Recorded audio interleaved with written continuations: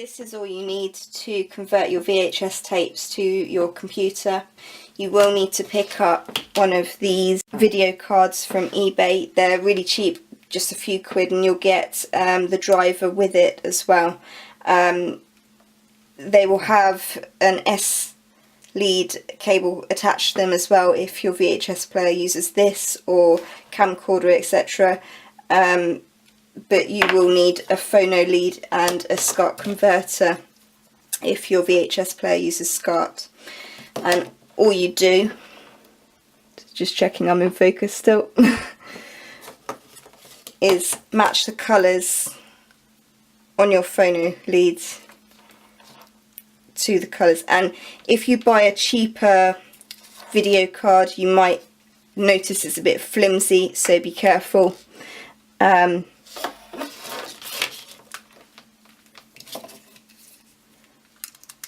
And it's as simple as matching the colours.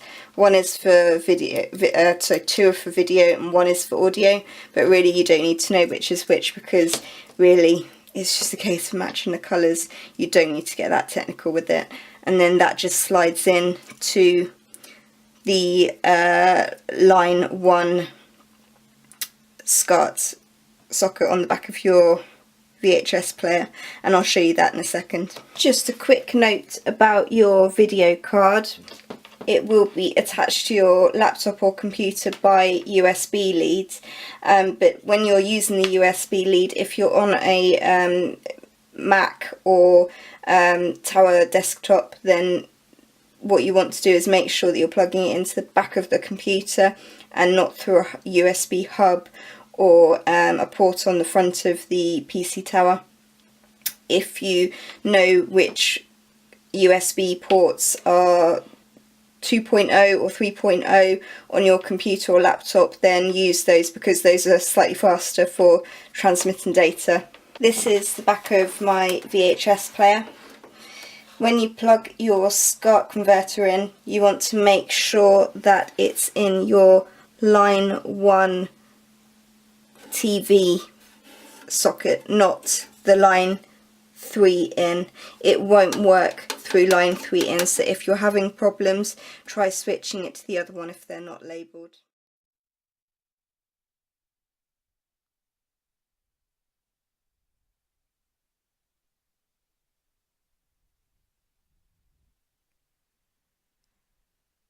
So open capture device under media. In caption mode, you'll want to make sure that you've got the 4th tab open, which says capture device, and in caption mode make sure it says a direct show. For a video source, you want to make sure that it's recognising your USB, and you'll need to select the USB. And it's the same for the audio if you've got audio that you're trying to pull across as well with your video. There are more advanced options. You can see there's options below, but they are optional. In advanced options in the middle there, you will want to set your video signal region, which is under video standard, and you'll want to select PAL_I for UK. You can also input your video frame rate if you know that.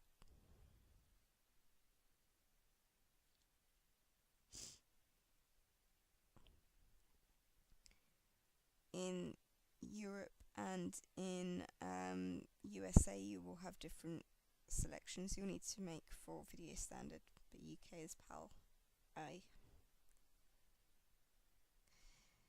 If you click play, you will just be playing the footage from the VHS player, so select convert, and you'll need to make sure that the source says dshow semicolon //. In settings, click convert, click de-interlace if you need to. My footage is poor, so I've selected that. And there's lots of different options for converting your video. You'll need to make the best option for you based on the footage that you've got and what you're trying to produce. You can actually create audio from your source as well. If you click edit profile, you'll have a lot more customization options. You can change the video type, you can change the codec, put the bit rate, the quality, the audio codec, and add subtitles and all sorts of different things there.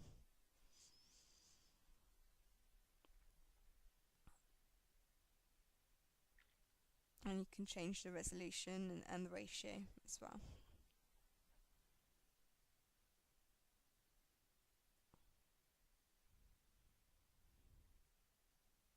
I didn't need to select any of these because the profile was okay for what I needed it for.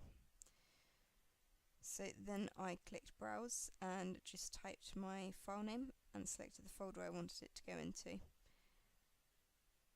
Then you select start and it will begin playing. It will be playing not on your screen, but it will be saving it in the background. And you can tell this because you can see the little timer there. And when I click stop, it stops the footage and it's saved.